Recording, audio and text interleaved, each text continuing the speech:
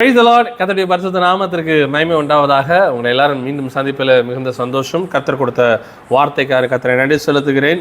இந்த நாளிலும் 2 கொரிந்தியர் புத்தகம் 3வது அதிகாரம் 5வது வசனத்தை நாம் வாசிக்கலாம். 2 கொரிந்தியர் 3:5. எங்களால் ஏதாகிலும் ஆகும் என்பது போல ஒன்றை யோசிக்கிறதுக்கு நாங்கள் எங்களாலே தகுதியானவர்கள் அல்ல, எங்களுடைய தகுதி தேவனால் உண்டாயிருக்கிறது என்று வேதம் சொல்லுகிறது. அப்போஸ்தலனாகிய பவுல் நிருபத்தை கொரிந்து சபைக்கு அவர் எழுதும் பொழுது இந்த காரியத்தை அவர் ஏன் சொல்லுகிறார் என்று சொன்னால், ஒன்றும் நம்மளுடைய தகுதியினால் அல்ல, தேவனாலே சகலம் தகுதிப்படுத்தப்படுத்துகிறது. அதை தேவனே தகுதிப்படுத்துகிறார் என்பதை தான் என்ன செய்யறோம், நம்ம பார்க்க போகிறோம். தேவன் நம்மளை தகுதிப்படுத்துகிறார். இந்த தகுதி தேவனை போல மாறுவதற்காக அவரே நம்மளை சகல காரியங்களும் சகல சத்தியத்திலும் நம்மளை நடத்தி என்ன செய்கிறார்னா, நம்மளை வழி நடத்துகிறவராக என்ன செய்கிறார் இருக்கிறார் என்பதை நம்ம பார்க்குறோம். நாங்கள் எங்களாலே தகுதியானவர்கள் அல்ல அப்படின்னு பவுல் தன்னையும் அவர் சொல்லும் பொழுது, இந்த பவுல் அநேக அற்புத அடையாளங்களை செய்தவர், தன்னை தேவனால் அப்போஸ்தலன் என்று அங்கீகரிக்கப்பட்டவர். அது மாத்திரமல்ல, பேதுரு ஒரு இடத்துல அப்போஸ்தலனாகிய பவுல் அவர் என்ன செய்யறாரு, அங்கீகரிக்கிறாரு. தமஸ்கு போகும் பொழுது இயேசு கிறிஸ்து பிரத்யட்சமாய் அவருக்கு தரிசனம் கொடுக்கிறாரு. பின்பு இவன் எனக்காக எவ்வளவாய் பாடுபட வேண்டியதுன்னு சொல்லி கிறிஸ்துவுக்கு அவ்வளவு பாடுபடுகிறார். 3ஆம் வானம் வரைக்கும் எடுத்துக்கொள்ளப்படுகிறார். அகிரிப்பா ராஜாவாக இருந்தாலும் சரி, யாருக்கு முன்பதாகவும் தேவனுடைய வசனத்தை தைரியமாக மிகுந்த வல்லமையோடும் அற்புத அடையாளங்களையும் செய்கிறவனாய் அநேக சபைகளை ஸ்தாபிக்கிறவராய் அப்போஸ்தலனாகிய பவுல் என்ன செய்கிறார்னா காணப்படுகிறார். அப்படிப்பட்டதான தகுதி உள்ளதான அநேகருக்கு எடுத்துக்காட்டாய் வாழ்ந்ததான அவரே சொல்லுகிறார், ஒருவன் கிறிஸ்துவை பின்பற்றுவதை போல நான் கிறிஸ்துவை பின்பற்றுவதை போல என்னை பின்பற்றுங்கள் என்று அவர் சொல்லத்தக்கதான ஒரு எக்ஸாம்பிளரியான லைஃப் அவர் என்ன செய்கிறார், எடுத்துக்காட்டான ஒரு வாழ்க்கையை அவர் என்ன செய்கிறார், வாழ்ந்ததை பார்க்க முடிகிறது. அப்படி இருந்தும் அப்படி ஒரு வாழ்க்கை கிறிஸ்துவை போல வாழ்ந்தவராக இருந்தாலும் கூட சொல்லுகிறாரு, நாங்கள் எங்களாலே தகுதியானவர்கள் அல்ல, எங்களுடைய தகுதி தேவனால் உண்டாயிருக்கிறது. அப்போஸ்தலனாகிய பவுல் இப்படி ஒரு ஸ்டேட்மெண்ட்டை சொல்ல முடியும் என்று சொன்னால், வேதம் இந்த வசனத்தை நமக்கு போதிக்கும் என்று சொன்னால், நாம் எவ்வளவாக இந்த வசனத்தை ஒவ்வொரு நாளும் பார்க்க வேண்டியது அவசியமாக இருக்கிறது. நான் என்னாலே தகுதிப்படுத்துகிறவன் அல்ல, என்னுடைய திறமையினாலோ இல்லை என்றால் நான் கர்த்தருக்காக படுகிறதான நிந்தையோ அவமானமோ நெருக்கமோ சுவிசேஷ நிமித்தமாகவே நான் பட்டாலும் கூட, கிறிஸ்து எனக்கு தேவனால் ஒருவேளை நான் அனுமதிக்கப்பட்டதான காரியத்துக்களே நான் உத்தமமாய் நான் நடந்தாலும் கூட, நான் அது என்னுடைய தகுதியானது, என்னுடைய காரியம், என்னுடைய செயல் என்னை தகுதிப்படுத்தாது. மாறாக எங்களுடைய தகுதி தேவனால் உண்டாயிருக்கிறது. நமக்கும் நம்முடைய தகுதி தேவனால் உண்டாயிருக்கிறது. கிறிஸ்து நம்மளை பரலோகத்துக்கு தகுதி உள்ளவராக, கிறிஸ்துவுக்காக தகுதி உள்ள ஒரு மனவாட்டியாக நம்மை அவர் உருமாற்றி கொண்டே இருக்கிறார். அவர் உருமாற்றினாலும் நம்மளை பயன்படுத்தினாலும் அவருக்காக ஒரு உன்னதமான ஒரு வாழ்க்கையை வாழ்ந்தாலும் கூட நாம் எந்த வகையிலையும் கிரெடிட் எடுக்க முடியாது. நான் தான் அதுக்கு காரணம் என்பதான ஒரு காரியத்தையும் சொல்ல முடியாது. எல்லாம் கிறிஸ்துவாகவே இருக்கிறார். கிறிஸ்து தான் நம்மளை அழைத்தார், கிறிஸ்து தான் எனக்காக ரத்தம் சிந்தினார், கிறிஸ்து தான் என்னை அழைத்து கொண்டார். நான் தூரமாக இருந்தேன், அவரை அறியாதிருந்தேன், பாவத்தில் இருந்த பொழுதும் கூட என்னை தேடி வந்து என்னை மீட்டு கொண்டு மட்டும் என்னை நடத்துகிறவராக இருக்கிறார். ஆகையால் எந்த காரியமாக இருந்தாலும், நான் எப்படிப்பட்ட காரியம் கர்த்தருக்குன்னு எல்லா காரியத்தையும் நான் செய்தாலும் கூட அந்த காரியத்தினால நான் தகுதியானவன் அல்ல, தகுதி தேவனால் உண்டாயிருக்கிறது. பவுல் இன்னொரு வார்த்தையும் சொல்லுகிறார். 1 கொரிந்தியர் 3:6-7 வாசிப்பீங்கன்னா, நான் நட்டேன், அப்போலோ நீர் பாய்ச்சினான், தேவனை விளைய செய்தார். அப்படி இருக்க நடுகிறவனாலும் ஒன்றுமில்லை, நீர் பாய்ச்சுகிறவனாலும் ஒன்றுமில்லை, விளையச்சுகிற தேவனாலே எல்லாம் ஆகும் என்று வேதம் சொல்லுகிறது. எனக்கு அருமையான தேவனுடைய பிள்ளையே, பவுல் அழகான ஒரு ஸ்டேட்மெண்ட் நமக்கு சொல்லி தர்றாரு பாருங்க. என்னால் அல்ல, கர்த்தரால் எல்லாம், விளையச்சுகிற தேவனாலே எல்லாம் ஆகும். நம்ம என்ன காரியம் செஞ்சாலும் அது கர்த்தர் தான் செய்கிறார். கர்த்தருக்காக நம்ம செய்யும்படியாக ஒரு பெரிய பாக்கியத்தையும் உன்னதமான ஒரு வேலையை நமக்கு கர்த்தர் என்ன செஞ்சிருக்கிறார்னா கொடுத்திருக்கிறார். எபேசியர் புஸ்தகம் 3வது அதிகாரம் 8ஆம் வசனத்தை வாசிக்கும் பொழுது, பரிசுத்தவான்கள் எல்லாரிலும் சிறியவனாகிய நான் கிறிஸ்துவனுடைய அளவற்ற ஐஸ்வர்யத்தை புறஜாதியினிடத்தில் சுவிசேஷமாய் அறிவிக்கிறதுக்காக இந்த கிருபை எனக்கு அளிக்கப்பட்டிருக்கிறது என்று பவுல் தன்னை குறித்து சொல்கிறார். எல்லாவரிலும் நான் சிறியவனாக இருக்கிறேன். சொல்லப்போனால் எல்லாரிலும் பெரியவனை போல தான் அவர் என்ன செஞ்சார், அவருடைய ஊழியம் காணப்பட்டது. மகிமையான ஒரு ஊழியத்தை காணப்படுகிறார். அவர் சொல்லுகிறார், ஓட்டத்தை ஓடினேன், விசுவாசத்தை காத்து கொண்டேன், எனக்காக ஒரு ஜீவக்கிரீடம் வைத்திருக்கின்ற அவ்வளோ ஒரு டிக்ளரேஷன் என்ன செய்கிறாருன்னா, அவ்வளோ தைரியமாக அவர் சொல்லுகிறார், கிறிஸ்து எனக்கு ஜீவன், சாவு எனக்கு ஆதாயம். என்ன ஒரு கிறிஸ்துவை போல ஒரு வாழ்க்கை வாழ்ந்தவர் சொல்லுகிறாரு, நான் எல்லாரும் சிறியவனாக இருக்கிறேன், எனக்கும் உங்களுக்கும் கூட இந்த சிந்தை இருக்க வேண்டியது அவசியமாக இருக்கிறது. ஏன்னா நாம் உயர்த்தாதபடி நம்மை தாழ்த்தது ரொம்ப ரொம்ப அவசியம்.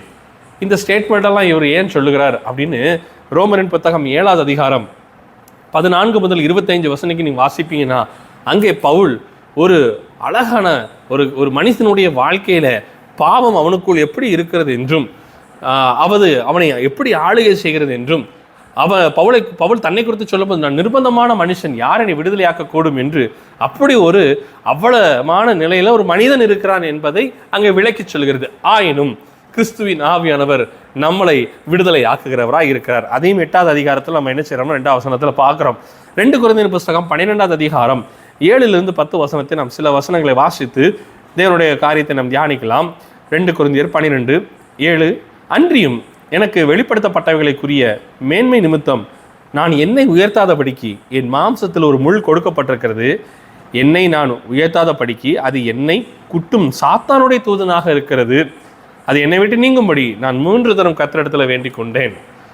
பவுல் இந்த காரியத்தை விலகும்படியாக அவர் வேண்டிக் கொள்கிறார். நம்ம எல்லாருக்கும் தெரியும், அதற்கு அவர் என் கிருபை உனக்கு போதும், பலவீனத்தில் என் பலன் பூரணமாய் விளங்கும் என்றார். ஆகையால் கிறிஸ்துவின் வல்லமை என்மேல் தங்கும்படி என் பலவீனங்களை குறித்து நான் மிகவும் சந்தோஷமாய் மேன்மை பாராட்டுகிறேன். எதை குறித்து சந்தோஷமாய் மேன்மை பாராட்டுகிறேன்னா, என் மூலமாக அற்புத அடையாளங்களை அவர் செய்கிறார், என் மூலமாக ஊழியங்கள் நடக்கிறது, என் மூலமாக நான் ஏழை எளியலுக்கு நான் செய்கிறேன், நான் இந்த காரியத்தை செய்கிறேன், நான் தினமும் வேத வாசிக்கிறேன், தினமும் ஜெபிக்கிறேன், கர்த்தருக்காக இந்த காரியத்தை செய்கிறேன், தேவனுக்காக தேவ ஆலயத்துக்காக நான் இதை செய்கிறேன், நான் ஒரு பர்ஃபெக்டான கிறிஸ்தவனாய் வாழ்கிறேன் என்பதான ஒரு காரியத்தில் ஒரு சந்தோஷமாக மேன்மையும் இல்லை.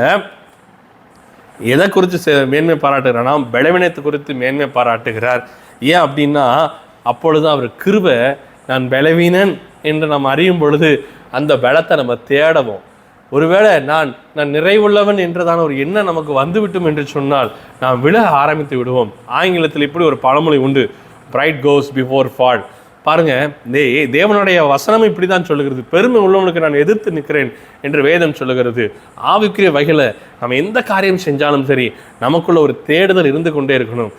எனக்குள்ள இந்த சரீரமானதும் சரி, நானும் சரி, நான் ஏதோ ஒரு மேன்மைப்பட்டவன் அல்ல, கர்த்தரே அதை என்னை மேன்மைப்படுத்துகிறார், கர்த்தரே அதை என்ன செய்கிறார்னா அவர் செய்திருக்கிறார், நான் இன்னும் என்னை சிறுக வேண்டும், அவர் பெருக வேண்டும் என்கிறதான எண்ணம் நமக்கு எப்பொழுதும் ஒவ்வொரு நொடியும் ஒவ்வொரு செகண்ட் இருப்பது ரொம்ப ரொம்ப ரொம்ப நல்லதாக இருக்கிறது.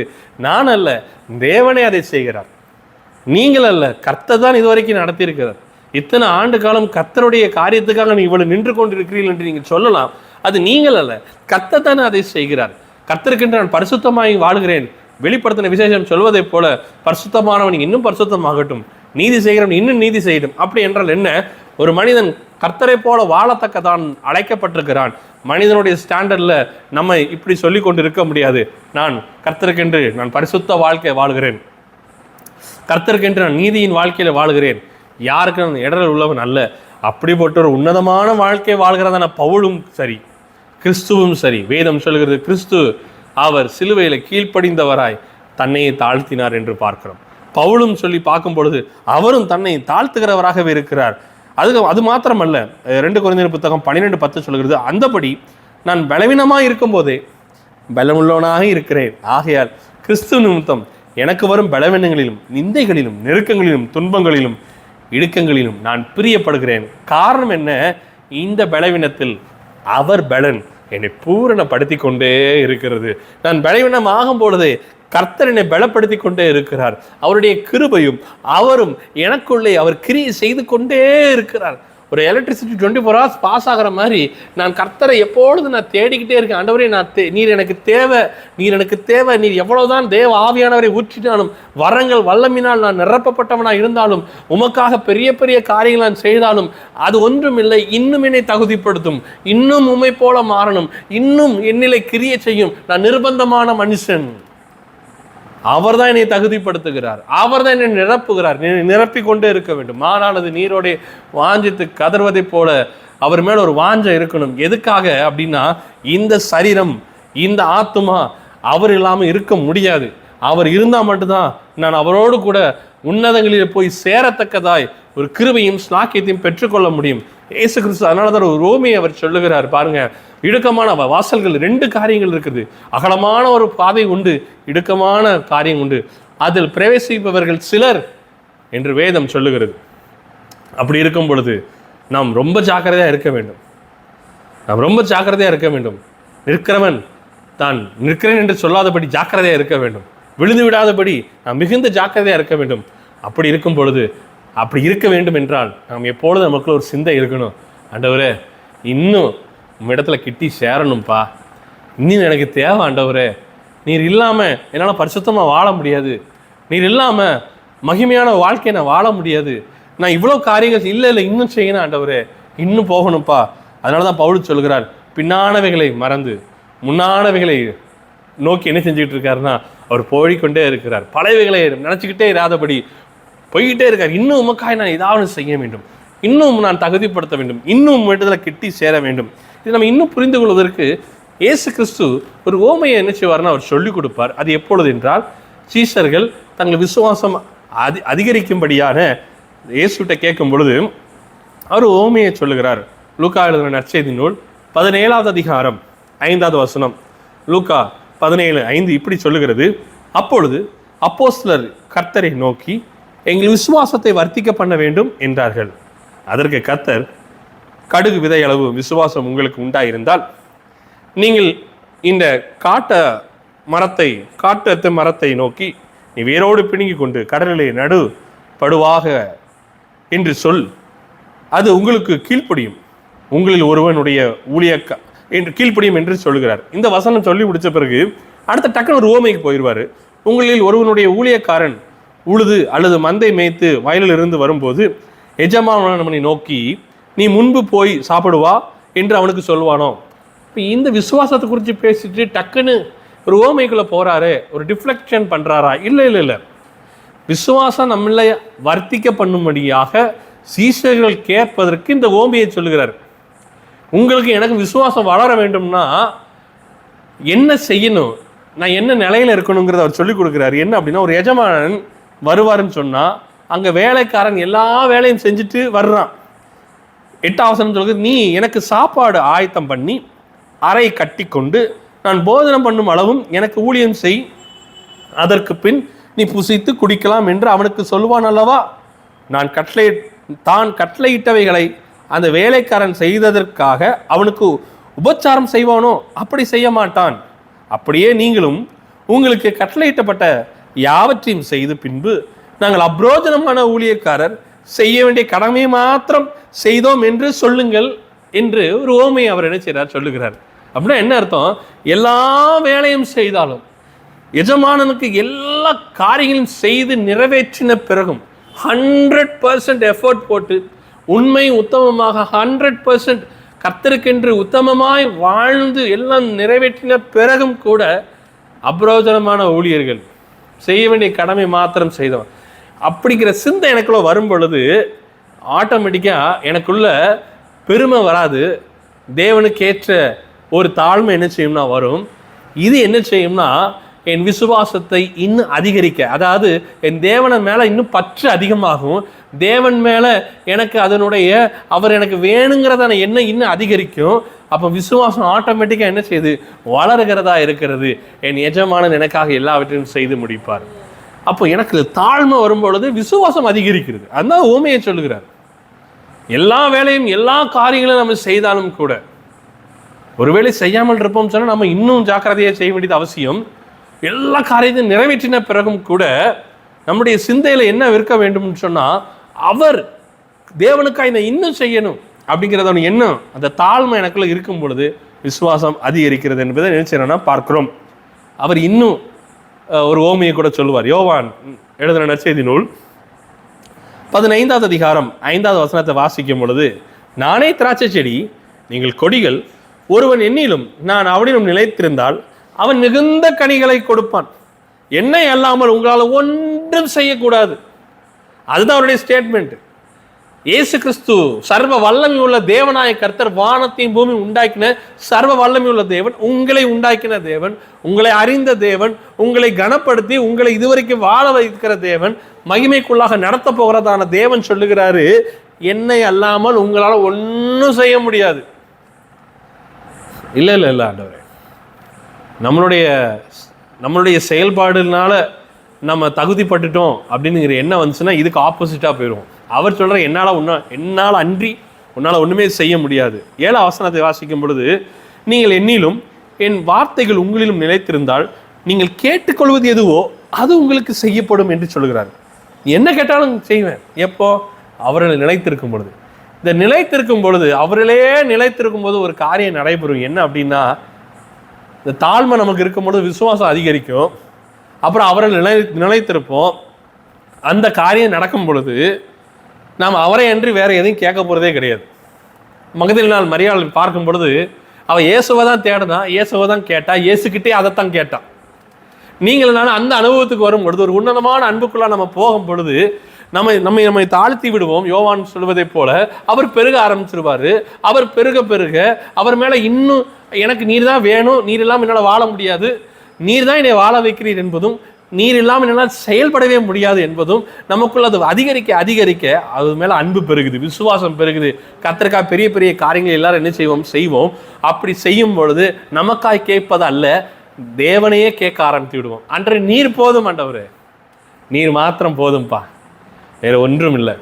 ஃபாதர் ஒரு அழகான ஒரு பாடலை கூட பாடி, வேறொரு ஆசை இல்லை இயேசு ராஜா. அந்த ஒரு நிலைமைக்கு வரும்படியான ஒரு கிருபை நமக்கு தரக அவர் வல்லமையுள்ளவராக இருக்கிறார். அதை நோக்கி நாம் பிரயாணிக்கிறோம். யோவான் 15:8 வசனத்தை வாசிக்கும் பொழுது, நீங்கள் மிகுந்த கனிகளை கொடுப்பதனால் என் பிதா மகிமைப்படுவார், எனக்கு அப்பதான் சீஷராக இருப்பீர்கள். ரைட். 9 வசனம், பிதா என்னிலும் அன்பா இருக்கிறது போல நானும் உங்களில் அன்பா இருக்கிறேன், என்னுடைய அன்பின் நிலைத்திருங்க. அப்படின்னா கிறிஸ்துவின் அன்பு, பிதாவின் அன்பு, என்னுடைய அன்பு, ட்ரையாங்கிள் லவ் என்ன செய்யுதுன்னா வருது. பிதா, குமாரன், பரிசுத்தாவியானவர் எனக்குள்ள இருக்கிறபடினாலே நாம் மூவரும், இல்லைன்றால் நம்ம 4 பேரும் ஒன்றாக இருக்கிறோம். பிதா, குமாரன், பரிசுத்தாவியானவர், நானும் ஒன்றாக இருக்கிறோம்.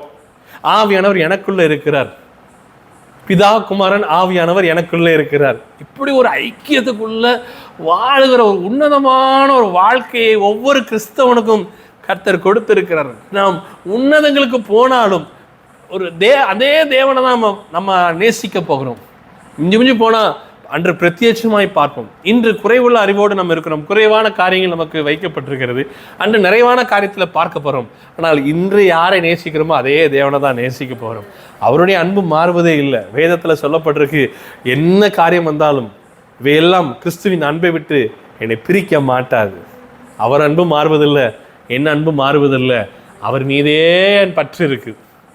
அவர் தான் எனக்கு எல்லாம், அவர் இல்லாமல் எனக்கு இந்த உலகத்தில் ஒன்றுமே செய்ய முடியாது அப்படிங்கிற எண்ணம் நமக்கு வந்து கொண்டே இருக்கும். 10ஆம் வசனத்தை வாசிக்கும் பொழுது, நான் என் பிதாவின் கற்பனைகளை கை கொண்டு அவருடைய அன்பிலே நிலைத்திருக்கிறதை போல, நம்ம கட்டளைகள்லாம் செய்யும் பொழுதே அவர் அன்புக்கு வந்துடுறோம். நீங்களும் என் கற்பனைகளை கை கொண்டிருந்தால் என்னுடைய அன்பிலே நிலைத்திருப்பீர்கள். அப்போ எண்ட் ஆஃப் த டைம், இதனுடைய எல்லா சாராம்சமும் என்ன சொல்லுதுன்னா, தேவ அன்பினால் நிரப்பப்பட்டு தேவ அன்புக்காகவே வாழ்கிற வாழ்க்கை. இந்த அன்பும் காரியம் வரும்பொழுது வியாதியோ, உபத்திரவமோ, பசியோ, நிர்வாணமோ, இதெல்லாம் ஒன்றுமே செய்ய முடியாது. காரணம், தேவனுடைய அன்பு என்னை நெருக்கி ஏவுகிறதாக இருக்கிறது. பிதாவின் அன்பு பிள்ளையின் ஏக்கமாக அது மாறிக்கொண்டே இருக்கு. 16ஆம் வசனம் சொல்கிறது, என்னுடைய சந்தோஷம் உங்களில் நிலைத்திருக்கும்படிக்கு, உங்கள் சந்தோஷம் நிறைவாக இருக்கும்படிக்கும் இவைகளை உங்களுக்கு சொன்னேன். அப்போ நம்முடைய சந்தோஷம் நிறைவு அங்கே தான்.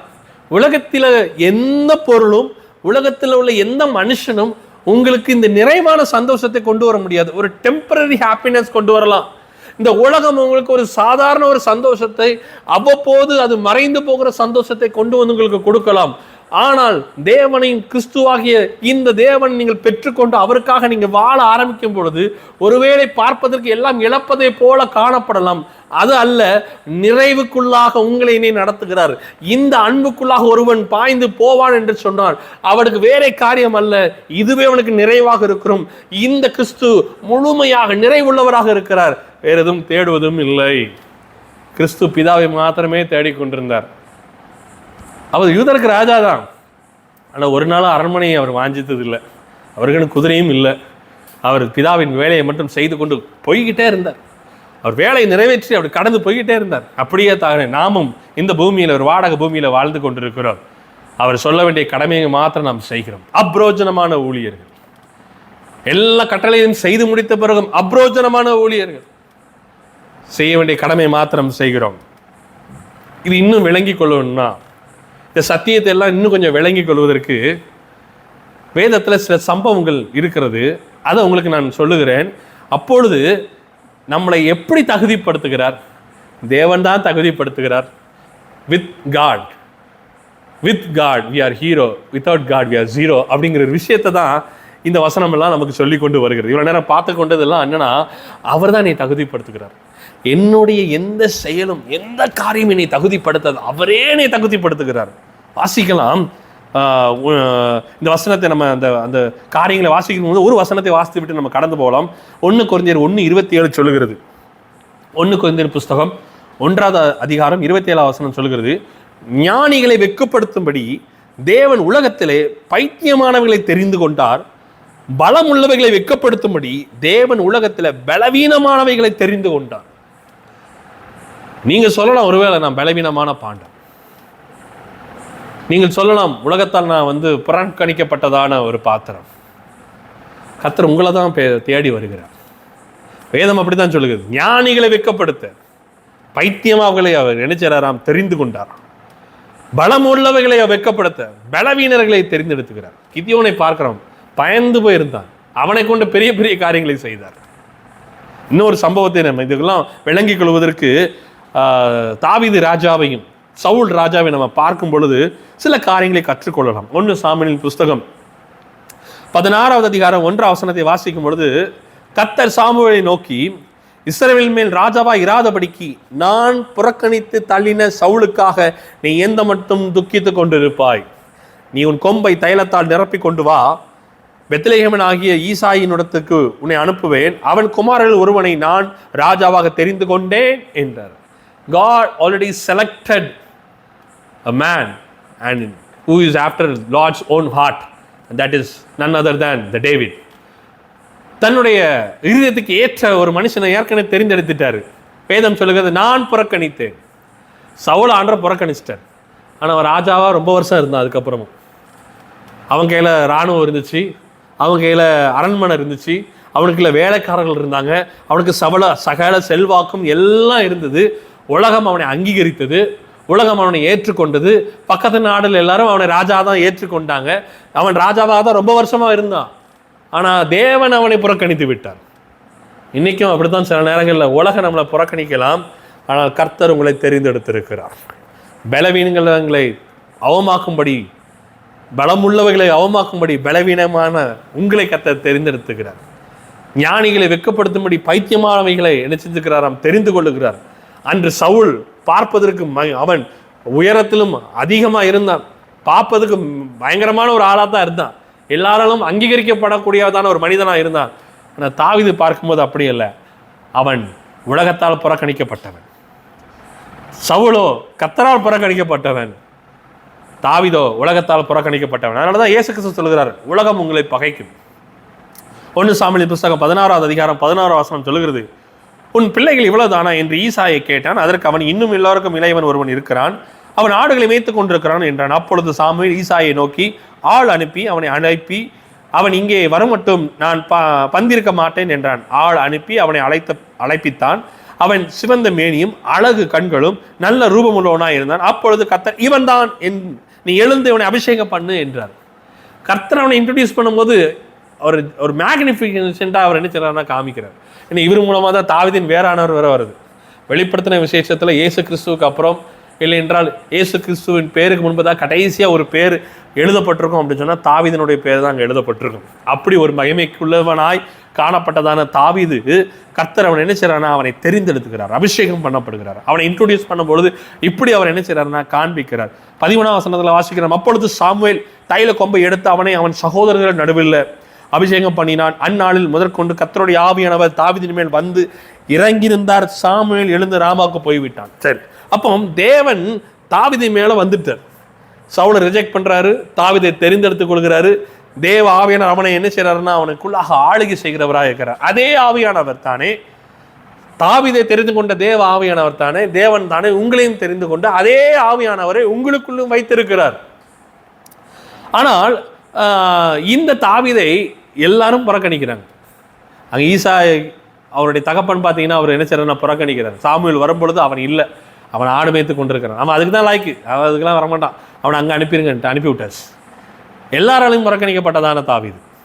1 சாமுவேல் 17:13 சொல்லுகிறது, ஈசாயினுடைய 3 மூத்த குமாரரும் சவுலோடே கூட யுத்தத்துக்கு போயிருந்தார்கள். யுத்தத்துக்கு போயிருந்த அவனுடைய 3 குமாரர்கள், மூத்தவனுக்கு எலியாப் என்றும், 2ஆம் குமாரனுக்கு அபினதாப் என்றும், 3ஆம் குமாரனுக்கு சம்மா என்றும் பெயர். அடுத்த வசனம், தாவீது எல்லாருக்கும் இளையவன், மூத்தவர்களாகிய அந்த 3 பேரும் சவுலோடு கூட போயிருந்தார்கள்.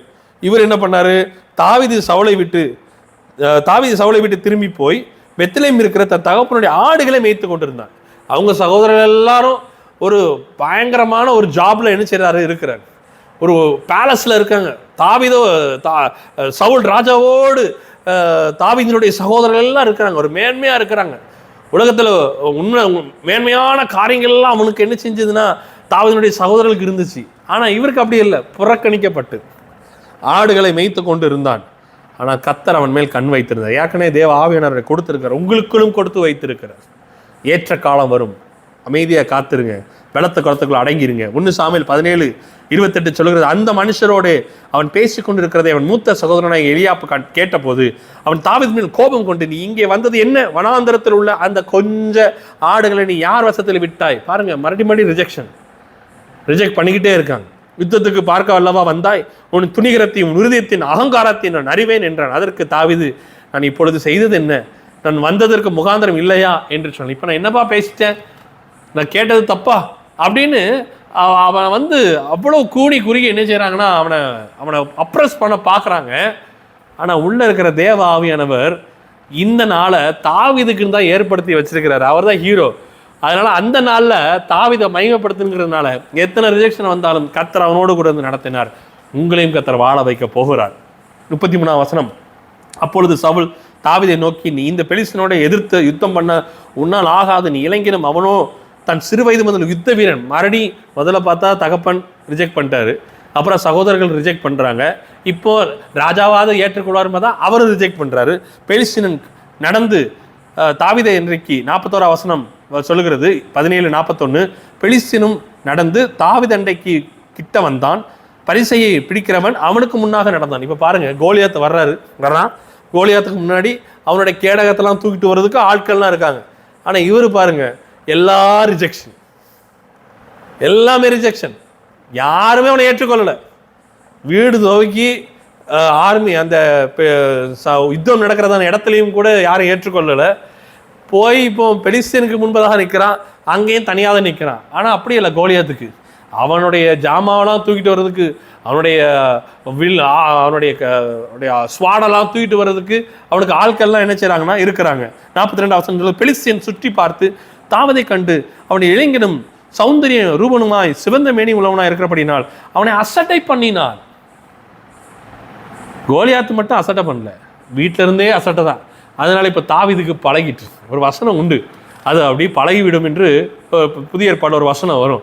இங்கே கர்த்தர் அவனை நல்லா ட்ரெயின் பண்ணிட்டாரு. இவனுடைய நோக்கம் எல்லாம் ஏன் இந்த ரிஜெக்ஷன்லாம் இவனெல்லாம் ஏற்றுக்கொண்டான் அப்படின்னா, இவன் தேவனை பார்க்க ஆரம்பிச்சிட்டான், தேவ ஆவியானவரை பார்க்க ஆரம்பிச்சிட்டான். உலகத்தை பார்க்கல, உலகத்தின் உள்ள மேலே ஒரு நம்பிக்கையும் இல்லை, கர்த்தர் மீதே தன் நம்பிக்கை வைத்திருக்கிறான். கர்த்தர் எனக்கு தேவையும் கர்த்தரே எனக்கு போதுமானவர் என்பதை சிறு வயதிலே தாவீது நன்கு அறிந்தவனா என்ன செய்யறானா அவன் காணப்படுகிறான். அதனால தான் அசட்டையெல்லாம் பொருட்டா என்னல.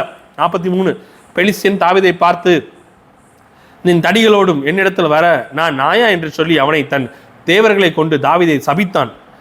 பின்பு அந்த பெலிஸ்தீன் தாவீதை பார்த்து, என்னிடத்தில் வா, நான் உன் மாம்சத்தை ஆகாய பறவைக்கு காட்டு மிருகங்களுக்கு கொடுப்பேன் என்றான். 2 நேரம் சொல்றான், பாரு உன்னுடைய இதெல்லாம் பண்றேன் அப்படின்னு சொல்லுகிறான். ஆனால் 45ஆம் வசனம் சொல்லுகிறது, தாவீது பெலிஸ்தீனை நோக்கி, நீ பட்டயத்தோடும் ஈட்டியத்தோடும் கேடகத்தோடும் என்னிடத்தில் வருகிறாய், நானோ நீ நிந்தித்த இஸ்ரவேலுடைய இராணுவங்களின் தேவனாகிய சேனைகளுடைய கர்த்தருடைய நாமத்திலே உன்னிடத்தில் வருகிறேன்.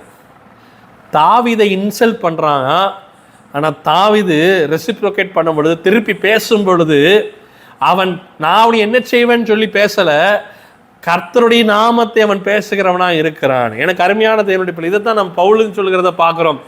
நாங்கள் தகுதி உள்ளவர்கள் அல்ல, தேவனே எங்களை தகுதிப்படுத்துகிறார். எல்லா சூழ்நிலையும் தாவீது கர்த்தரையே சொல்றான். கோலியாத் அவனை ஈகோட டச் பண்றான். ஆனா இவன் தன்னுடைய சுயத்திலிருந்து பேசல, கர்த்தரை உயர்த்துகிறவனாய் காணப்படுகிறான். 46 வசனம், இன்றைய தினம் கர்த்தர் உன்னை என் கையில் ஒப்பு கொடுப்பார், நான் உன்னை கொன்று உன் தலையை உன்னை விட்டு வாங்கி பெலிஸ்தருடைய பாளையத்தின் பிணங்களை இன்றைய தினம் ஆகாயத்து பறவைகளுக்கும் பூமியின் காட்டு மின்னலுக்கும் கொடுப்பேன். அதனால் இஸ்ரவேலில் தேவன் ஒருவர் உண்டு என்று பூலோகத்தர் எல்லாரும் அறிந்து கொள்வார்கள். தாவீது எப்படிப்பட்டவன் என்று அறிந்து கொள்வார் வார்த்தையில் வரல. நான் மறுபடியும் அதை கர்த்தர் நமக்கு சொல்லி கொடுத்துக்கிட்டே இருக்கிறார். நான் சிறுகணும், அவர் பெருகணும். தாவீதினுடைய ஈகோவை டச் பண்ண பிறகும் கூட தேவன் தான் வெளிப்படுகிறார். தேவனை தான் அவன் புகழ்றான். தேவன் யார் என்று பூலோகத்தர் எல்லாரும் அறிந்து கொள்வார்கள் என்பது கர்த்தருடைய நாமத்தை உயர்த்துவதிலே அவனுடைய எண்ணமும் நோக்கம் எல்லாம் இருந்தது. காரணம், அவன் தன் சுய புத்தியின் மேலோ சுய பலத்தின் மேலோ அந்த கூழான் மேலோ நம்பிக்கை வைக்கல, கர்த்தர் மீது நம்பிக்கை வைத்திருந்தான். 47 வசனம் சொல்லுகிறது, கர்த்தர் பட்டயத்தினாலும் மீட்டினாலும் ரட்சிக்கிறவர் அல்ல என்று இந்த ஜனம் கூட்டம் எல்லாம் அறிந்து கொள்ளும். யுத்தம் கர்த்தருடையது, அவர் உங்களை எங்கள் கைகளில் ஒப்பு கொடுப்பார் என்றான். இவ்விதமாய் 50 வசனம் சொல்லுகிறது, தாவீது ஒரு கவனினாலும் ஒரு களினாலும் பெலிஸ்தனை மேற்கொண்டு அவனை மடங்கடித்து அவனை கொன்று போட்டான். தாவீதின் கையில் பட்டயம் இல்லாதிருந்தது. அல்லேலூயா. கர்த்தர் உங்க கையில ஒண்ணுமே இல்லாதது போல ஒரு சூழ்நிலை இருக்கலாம், கவலைப்படாதீங்க. ஆனால் உங்களுக்குள்ள ஏதோ ஒன்று வைத்திருப்பார், அதை கொண்டு பெரிய காரியங்களை செய்வார். அவன் ஈட்டியும் பட்டையும் எல்லாம் அவனுக்கு தெரியும். தாவீது ஒரு கூழாங்கல் தான், ஒரே காரியம் தான். உங்களுக்குள்ள ஒரு டேலண்ட் வைத்திருப்பார், ஒரு உண்மையை வச்சிருப்பார். வேதம் சொல்லுகிறது, நீ கொஞ்சத்துல உண்மையா இருந்தபடினால் அதிகமானதுக்கு நான் ஆசீர்வதிக்கிறேன்னு சொல்லப்பட்டிருக்கு. கொஞ்சத்துல இது வேதம் சொல்லுகிறது, நீ கொஞ்ச பலம் இருந்தும் என் நாமத்தை மறுதலியாம இருக்கிறபடினாலே அப்படின்னு சொல்லப்படுகிறது. கொஞ்சமா இருக்கிறதுலையும் நீ உண்மையா இருப்பீங்கன்னா உங்களை மேன்மையா வைக்கிறாருங்க. 1 சாமுவேல் 18:7 சொல்கிறது, அவனுக்கு எப்படி ஒரு பேரை வைக்கிறாரு பாருங்க. அந்த ஸ்திரீகள் ஆடி பாடுகையில் சவுல் கொன்றது 1000, தாவீதை கொன்று 10,000 என்று முறையாய் பாடினார்கள். தாவீது எல்லாராலும் ரிஜெக்ட் பண்ணப்பட்டான், கர்த்தர் அவனை உயர்த்தினார். Because God accepted David. God chosen David. தேவன் தாவீதை அங்கீகரித்தார், ஏற்றுக்கொண்டார். அவன் மூலமாக ஒரு பெரிய ரட்சிப்பை கர்த்தர் வைத்திருந்தார். உங்களையும் அப்படித்தான் வைக்கிறார். எனக்கு அருமையான தேவனுடைய பிள்ளையே, கர்த்தர் நம்மோடு என்று பேசிக் கொண்டிருக்கிறார். 2 கொரிந்தியர் 3:5 நாம் மீண்டும் வாசிக்கலாம். எங்களால் ஏதாகிலும் ஆகும் என்பதைப் போல ஒன்றும் யோசிக்கிறதற்கு நான் எங்களாலே தகுதியானவர்கள் அல்ல, எங்களுடைய தகுதி தேவனால் உண்டாயிருக்கிறது. தாவீது அவனால தகுதிப்படுத்தப்பட்டான் அல்ல, கர்த்தருடைய நாமத்தினாலே தகுதிப்படுத்திக்கிட்டான். கர்த்தருடைய நாமத்தினாலே நான் தகுதி பெற்றவன் அவன் அறிந்தபடினாலே கர்த்தர் அவனுக்கு ஒரு பெரிய நாமத்தை வைத்திருந்தார். இன்று வரை அவன் பெயர் பேசப்பட்டு கொண்டிருக்கிறது. கர்த்தருடைய வருகை வரும் பொழுதும் அவனுடைய நாமம் பேசப்பட்டு கொண்டிருக்கிறோம். யூதா கோத்திரத்தின் சிங்கமம், தாவீதின் வேறானவர் என்று பெயர் எடுக்கத்தக்கதாய் தாவீது கர்த்தருடைய இதயத்துக்கு ஏற்றவனாய் வாழ்ந்தான். காரணம், பவுலை நம்ம பார்க்கிறோம், நாங்கள் எங்களுடைய தகுதியானவர்கள் அல்ல, நாங்கள் எங்களாலே தகுதியானவர்கள் அல்ல, எங்களுடைய தகுதி தேவனால் உண்டாயிருக்கிறது. அது எப்பொழுதும் சிந்தையில் வச்சுக்கிறோம். இன்றைக்கி நம்ம லோ லெவலில் இருக்கும் பொழுது நம்ம சொல்லலாம், ஆண்டவரே என்னால் ஒன்றும் இல்லை, உம்மால தான். ஆனால் உயர்வுக்கு போன பொழுதும், தாவீது உயரத்துக்கு போன பிறகும் நீங்களும் நானும் சொல்லணும், ஆண்டவரே எங்களுடைய தகுதி தேவனால் உண்டாயிருக்கிறது, எங்களுடைய தகுதி தேவனால் உண்டாயிருக்கிறது. அந்த சிந்தையை நம்மளை வைத்திருப்போம் சொன்னால் நாம் எல்லா சிந்தையும் கிறிஸ்து இயேசுக்குள்ளாய் சிறைப்படுத்தவர்களாய் காணப்படுவோம். கிறிஸ்துவின் சிந்தையை நமக்குள்ள காணப்படும். பவுலை போல நீங்களும் நான் ஒரு வெற்றி உள்ள வாழ்க்கையை வாழ்வதற்கு கர்த்தர் அழைத்திருக்கிறார். உங்களோடு கூட இருந்து பெரிய காரியங்களை செய்ய போகிறார். ஆமேன். God plus.